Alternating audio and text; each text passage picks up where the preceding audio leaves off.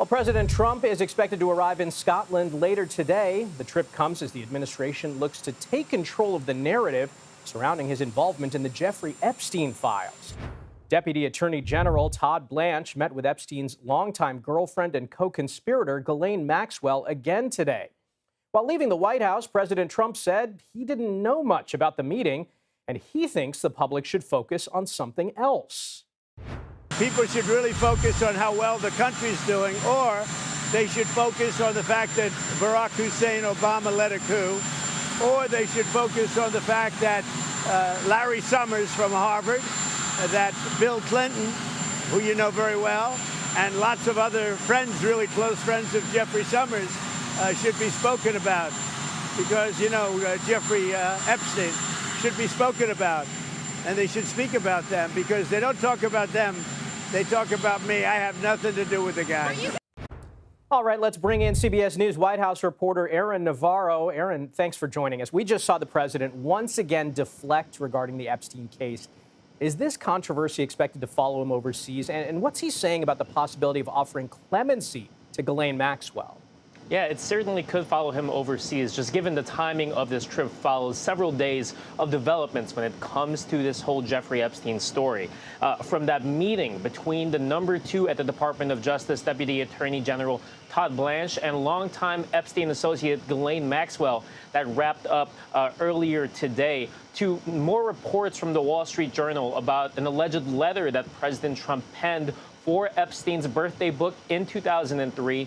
The president told reporters that someone else may have used his name in some supposed letter, but again deflected and said that reporters should be looking at Epstein's ties to Clinton, as well as former Treasury Secretary Larry Summers. He even told reporters, quote, that he'd provide a list of hedge fund guys who have lived with Epstein.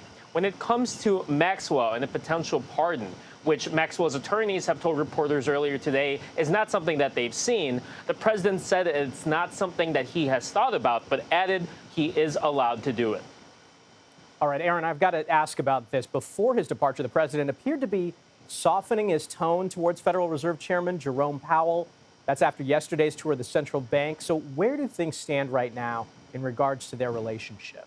Yeah, this was a pretty tense relationship going into that tour yesterday that agreed. It seems to have softened, at least in the public statements between the two men. As the president told reporters, quote, it was a good meeting yesterday. And both to reporters as well as Truth Social posts after the tour seemed to signal that while he has problems with the cost of this renovation of the headquarters of the Federal Reserve, he's not going to do anything to stop it. He just wants it to finish. Worth noting, though, that White House officials even today have continued to criticize the cost of this renovation project. The president also seemed to suggest that Powell is open to lowering the interest rates, which has been a long-standing request from President Trump, as he believes that that is kind of hamstringing the economy.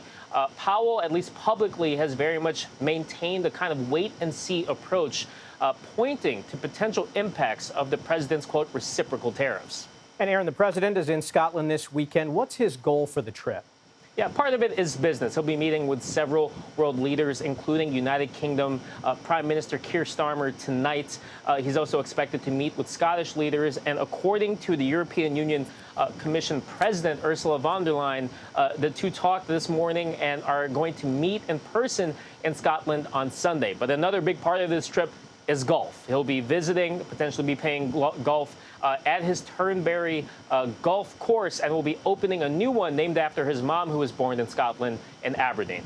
All right, Aaron Navarro at the White House. Thank you.